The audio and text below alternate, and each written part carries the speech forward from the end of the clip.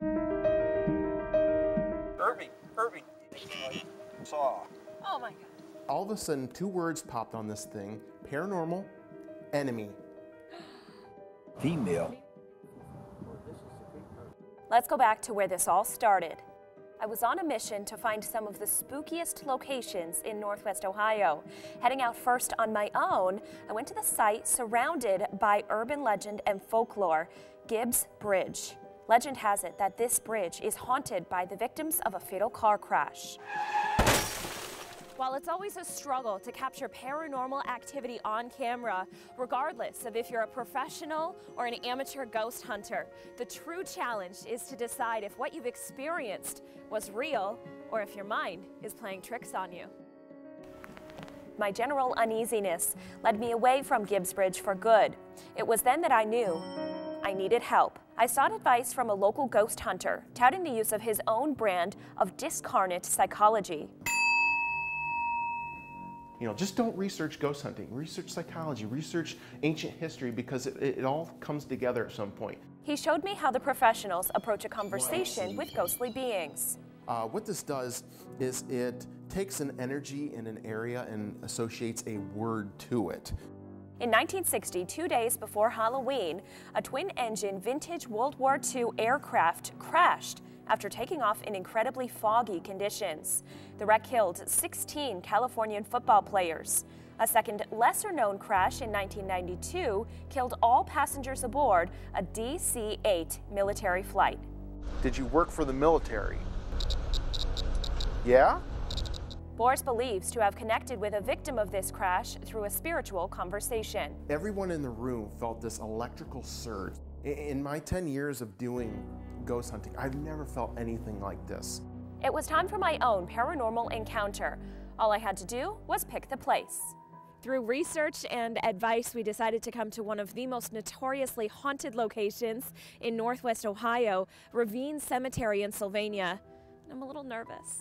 We were joined by the founders of the Toledo, Ohio Ghost Hunters Society, Butch Leon and Harold St. John. Their enthusiasm frightened me a bit. We're in a cemetery that's allegedly haunted. Where else would I be on a Friday night? The Toledo, Ohio Ghost Hunters Society bases their practice on scientific evidence and theories of quantum physics. I think science can play a big role in this. What Einstein proved to the theory of energy cannot be created, cannot be destroyed, no beginning, no end to it. So that's what I think we're trying to do, is we're trying to capture, the energy or the essence of something. Harold doesn't waver in his belief. There's something out there that exists that we can't explain. Once we were set up, we began by hunting down the headstone of one Irving Stowe. Irving Stowe was the caretaker here. Legend has it that Irving is one of the only people who knows the origin of the story of the Ravine Cemetery's ghost bride. Called her a virtuous woman in her late teens. In the 1800s, a woman was widowed 3 times over, each of her husbands meeting an untimely death. Surviving family members couldn't decide which of her 3 husbands to bury her with, so she was laid to rest in a plot all by herself. We tried to contact Irving Stowe to find out more about this romantic tragedy. Said something again. Story. Okay, give me the story. Somewhat of a role in it. They finally moved out of the house. Female. Maybe the biggest. That might answer a question. She is a female. One more thing before we let you go. For anybody. There it is. The saw. And a saw. Oh my God. Our session lasted less than 10 minutes, but it was all my weak heart could take. Even the guys were beginning to spook one another. Did you just touch me? Yeah. Are you getting jumpy? No, I just wondered.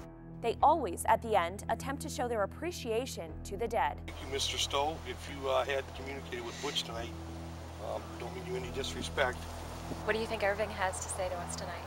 I'm not quite sure. It's up in the air. As for the ghost bride, Maybe someday, hopefully, she'll find all 3 of them. The mystery continues. Yes. I spoke to Eric Trump here on the UT campus. He would only take questions regarding the military, the campaign pushing that the election is rigged, and how the Clinton campaign is not taking fault for their scandals.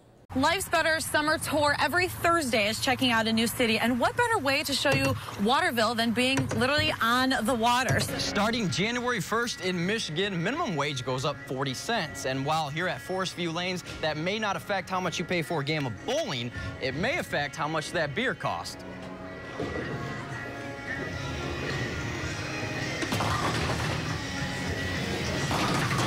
What started as 12 children 8 years ago has now turned into 200 children walking the aisles of Meijer with the police officers, getting really anything they want.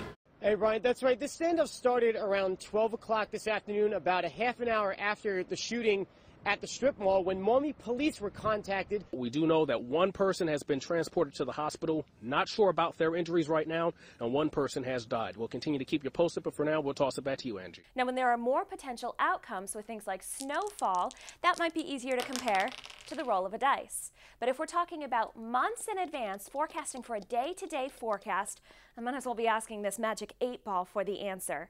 Sources that say they can give you that much detail that far in advance cannot be trusted. Yeah, Brian, if you're out on the ski slopes today, it was probably the perfect day. But if you're like the rest of us and you had to go anywhere beyond your front door, you know that it was a slushy and snowy affair.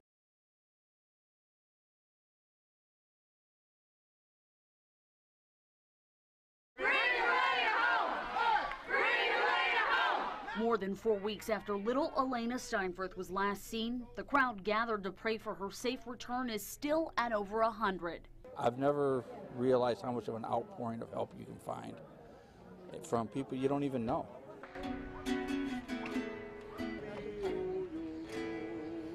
It's assistance that family members and those close to them say helps them each day that the toddler is away from home. Just to keep the hope up and keep the prayers and just keep hoping that she's out there somewhere safe. Hopefully somebody's, taking good care of her.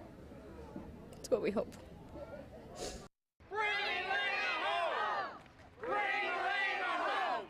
Hope that was dashed for at least a moment when those searching for baby Elena learned that it was in fact human hair taken out of the Maumee River by a local fisherman.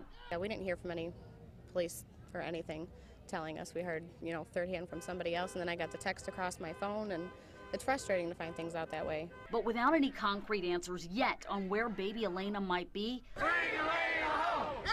her family is still praying for a miracle.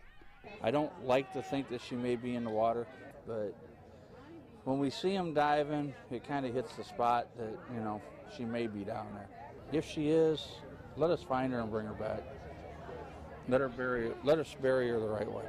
And while the stress of the situation is wearing on Elena's father and family, they move forward by thinking of the past. The last week or so that I've seen her, she's finally learned how to give a high five, and that was her biggest kick. You say, "Give me five," and her hand went up and she just grinned from ear to ear.